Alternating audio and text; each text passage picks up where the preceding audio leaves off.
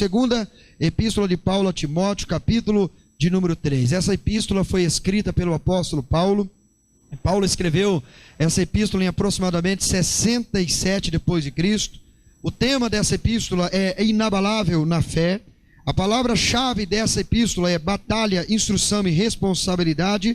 E o versículo-chave é os versículos que nós vamos ler aqui esta noite. Segundo a Timóteo, capítulo 3, diz assim a palavra do Senhor.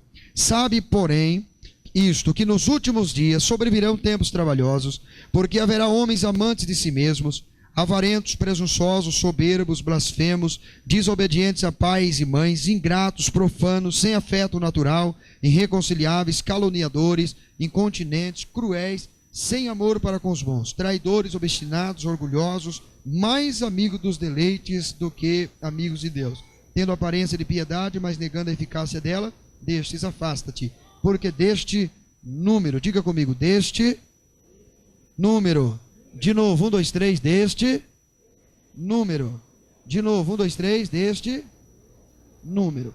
Meus irmãos, me dê um pouquinho da sua atenção. O que me chamou a atenção nesse capítulo 3, a segunda epístola de Paulo a Timóteo, é exatamente o versículo 6 que diz, porque deste número.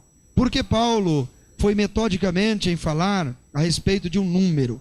Quando nós lemos na primeira epístola de João, no capítulo 2, versículo 18, a Bíblia diz assim, filhinhos, é já a última hora, e como vistes que vem o anticristo, já muitos anticristos têm surgido pelo mundo, pelo qual sabemos que é já a última hora. Agora preste atenção num detalhezinho.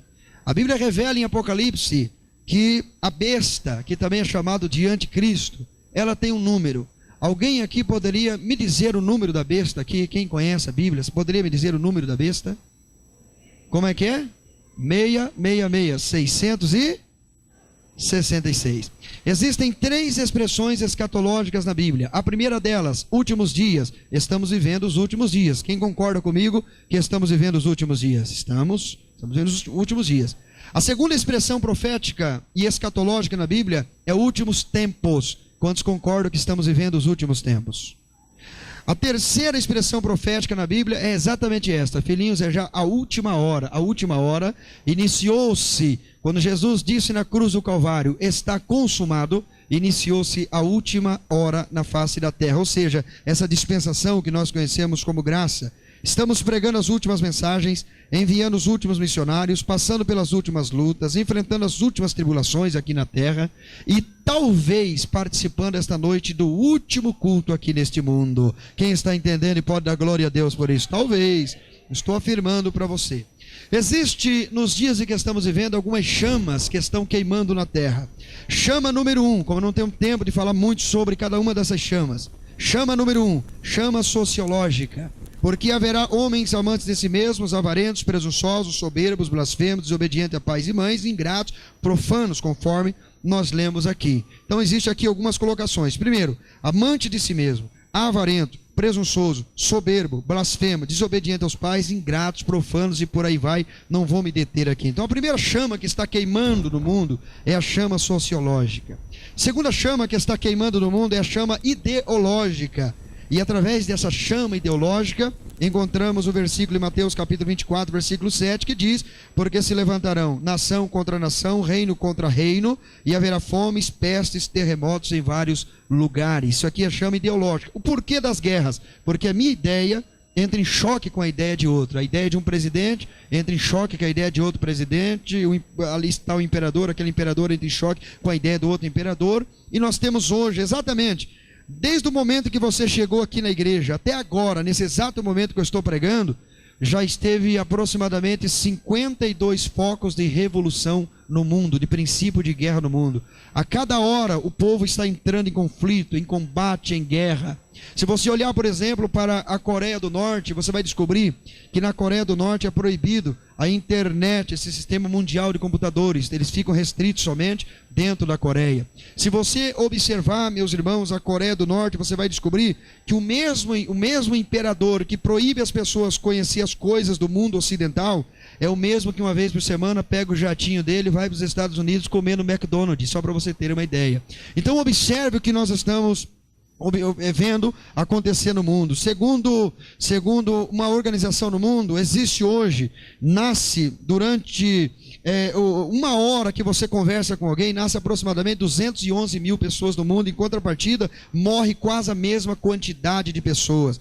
E a maioria dessas pessoas morre através do infarto no coração. E agora tem uma doença que está matando quase igual ao infarto, que é a depressão, conhecida hoje em dia como o mal do século. Antigamente, quando falava em depressão, o primeiro pensamento que vinha, demônio que está atuando na vida das pessoas. Mas hoje nós conhecemos pastores que estão depressivos, que estão enfermos, que estão doentes, e nós não sabemos o porquê disso. A Bíblia chega a dizer para nós, no livro do profeta Ezequiel, que a falta de cuidado pelas ovelhas do Senhor faria com que os pastores ficassem doentes. É comum você encontrar pastores hoje com uma caixinha de remédio no bolso, 3, 4 tipos de remédio, tomando 3, 4, 5 tipos de remédio, quando a Bíblia Sagrada diz assim: eu sou o Senhor que te sara, eu sou o Senhor que te liberta, eu sou o Senhor que dou a vitória para o meu povo. Então, estamos aí diante de nação contra nação, guerra, países, reino contra reino, ideologia entrando em choque, por aí vai.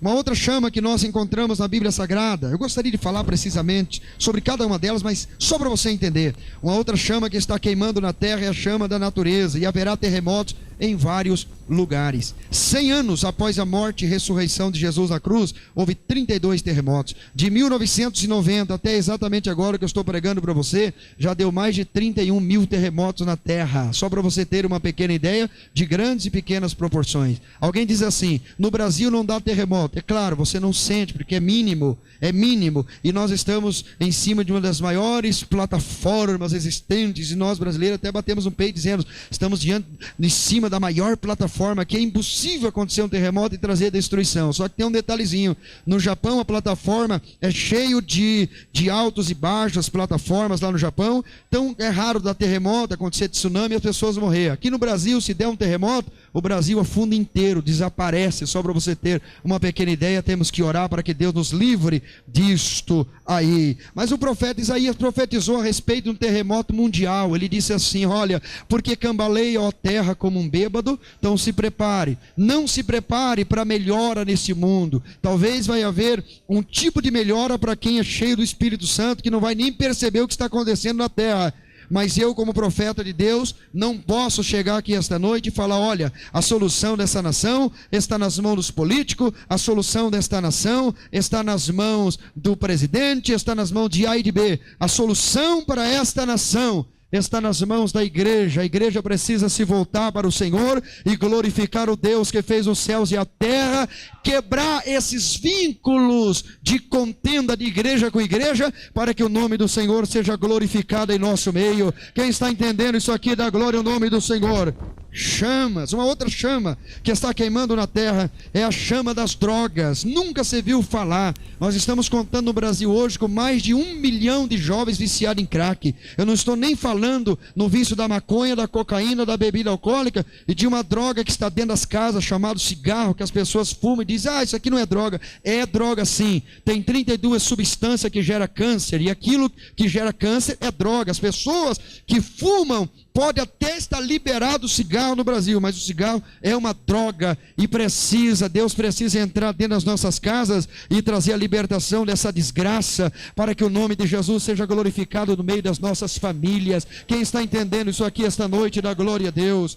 Muito bem, nós nos deparamos agora, não conseguiram arrumar a solução para o crack, veio o oxi. Não conseguiram arrumar a solução para o oxi, veio o cristal. Não conseguiram arrumar a solução para o cristal, uma droga também, veio uma outra droga que a pessoa usa e começa a necrosar o corpo. Quem já viu falar nessa droga? Usa e o corpo necrosa, começa a cair unha, começa a cair dedo, descascar pele, cai cabelo, e muitos jovens estão viciados. Na Rússia, de cada 10 jovens, lá na Rússia, 8 deles é viciado na bebida alcoólica. Lá no Japão, em um determinado lugar, perto daquele monte bonito, Monte Fuji, que é até postal, né? O prefeito daquela região colocou uma placa na entrada do monte dizendo assim: não tire a sua vida, procure ajuda, porque todo dia 3, 4 pessoas sobem aquele monte, e tiram a própria vida, se enforcam. Sabe o que é isso, irmãos? É chama que está queimando na terra, é um fogo contrário que está queimando neste mundo. E enquanto isso está acontecendo no mundo, uma igreja está brigando com a outra, um pastor está falando mal do outro, um pastor está perseguindo o outro, estamos preocupados com coisinhas. Está na hora de nos unir, pegar um na mão do outro, ir para o meio da praça, levantar as mãos e clamar ao Senhor, para que a glória de Deus seja revelada em nosso meio, e isto vai cair por terra. Quem está entendendo, dá glória ao nome do Senhor. Eu não posso acreditar que isso que está acontecendo no Brasil seja avivamento pentecostal, não posso acreditar, porque quando eu leio as histórias do avivamento, eu descubro que quando o avivamento acontecia, a boate fechava, o bar fechava, os livros de feitiçaria eram queimados nas praças. A igreja brasileira está crescendo, mas o povo está perdendo a qualidade de cristão. A igreja está crescendo assustadoramente, mas a igreja está perdendo a identidade. Você não sabe mais quem é crente. E olha que eu nem estou falando de vestimenta, nem estou falando de roupa, e nem estou falando de algumas piriguete gospel que está dentro das igrejas, nem estou falando isso, estou falando de caráter mesmo. As pessoas não estão buscando mais o bom caráter de Cristo. Sabe o que é isso? É chama contrária. Mas eu vim esta noite para dizer algo para você. Vai acender uma chama neste mundo e não vai demorar. E sabe qual é?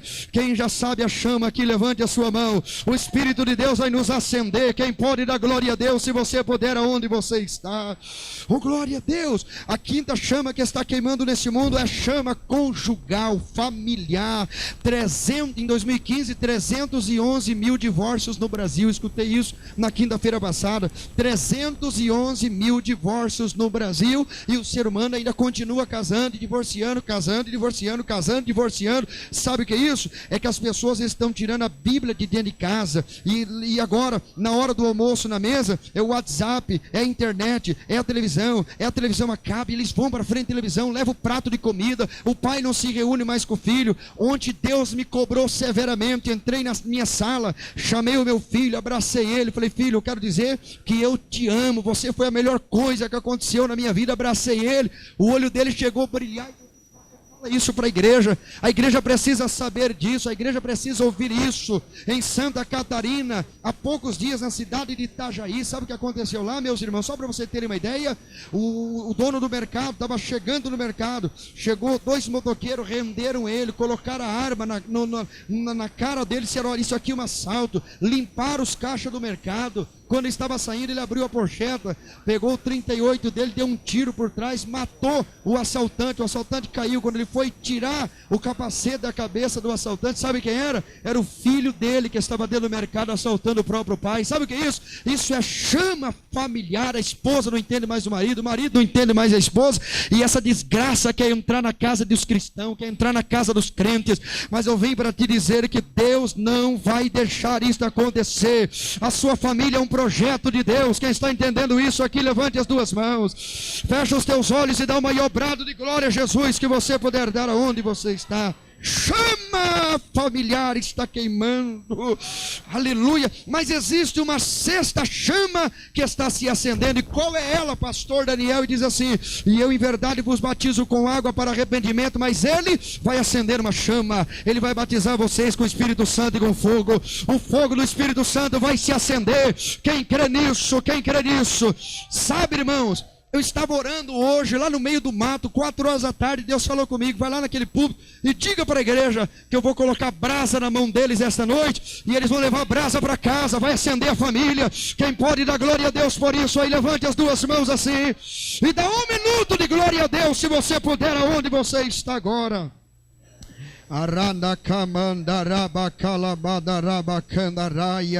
Quem sente a presença de Deus? Quem sente? Quem sente a presença de Deus? Agora, para concluir e orar e encerrar o culto, observe o que Paulo diz para Timóteo aqui, ó. Sabe, porém, que nos últimos dias sobrevirão tempos trabalhosos, porque haverá homens amantes de si mesmo. Haverá homens amantes de si mesmo. 1. Avarentos. 2. Presunçosos. 3. Soberbos. 4. Blasfemos. 5. Desobedientes aos pais e mães. 6. De novo, ingratos 1, profanos 2, sem afeto natural 3, irreconciliáveis 4, caluniadores 5, incontinentes 6. Cruéis 1, sem amor para com os bons 2, traidores 3, obstinados 4, orgulhosos 5, mais amigos dos eleitos que amigos de Deus. Temos aqui 18 colocações do apóstolo Paulo. Sabe o que significa? 3 vezes 6, 18. Temos uma casa de 6 aqui. Quem está sendo usado por avareza, rebelde, desobediente a pai, desobediente à mãe, desobediente à liderança, desobediente ao patrão lá no trabalho, onde você está trabalhando, sabe o que é isso? Espírito de rebeldia. Espírito de rebeldia é o espírito do anticristo que está atuando nessa última hora, inclusive dentro da igreja. Mas eu vim esta noite para dizer algo para você. Esse espírito vai ser expulso das nossas vidas. Nós teremos o Espírito Santo de Deus e único. Quem está entendendo isso aqui, dá glória ao nome do Senhor Jesus. Você quer ver inversão de liderança? Tem casas que às vezes eu visito e sabe o que eu descubro? Que quem manda dentro da casa não é o marido, quem dá as ordens lá não é o marido, é a esposa. Ela dita as regras, ela fala, ela faz. Houve uma inversão, o filho grita com o pai grita com o filho. A partir do momento, meu irmão, que você gritar com seu filho, você já perdeu a autoridade sobre ele e acabou. Filho de obediente, você não precisa gritar com ele, você conversa com ele. E eu sei o que eu estou pregando. Você pode dizer assim: pastor, o senhor está pregando, mas o senhor é super-homem, o senhor não tem os seus problemas no dia a dia. Claro que eu tenho uma filha de 10 anos, tenho um filho de 17 anos e tenho uma menina de 2, eu preciso todo dia tratar com eles, conversar com eles, abraçar eles, combinar com eles, editar regras para eles, tentar ser amigos dele, porque se eu não for amigo dele, o traficante da esquina vai ser. Se eu não for amigo dele, às vezes aquele homossexual vai ser o amigo do seu filho, vai ser o amigo da sua filha. Então vim esta noite para te dizer uma coisa, que a responsabilidade de acender o fogo na nossa família, o fogo do Espírito Santo, não é do pastor da igreja, mas é dos pais dentro de casa. Eu vim esta noite para profetizar a vitória sobre a sua família. Quem crê que o Espírito Santo vai encher a sua família e dá um glória a Deus, se posicione em pé. Eu não posso ir mais, eu não posso, não dá mais. Eu preciso orar por vocês hoje. Eu quero ordenar um milagre sobre a sua vida, sobre a sua família. Jovem que está aqui esta noite, em hipótese nenhuma, responda a sua mãe, responda ao seu pai. Não faça isso. Se você é crente, não faça isso, porque é o espírito do anticristo que está usando você. E ele quer levar você para o inferno. Ele quer destruir a sua vida, ele quer destruir a sua família. Irmãos, o espírito do anticristo está dentro das lojas. Quem sabia disso aí, levante sua mão. Está dentro das lojas. Você vai comprar roupa de homem, você não encontra mais roupa de homem.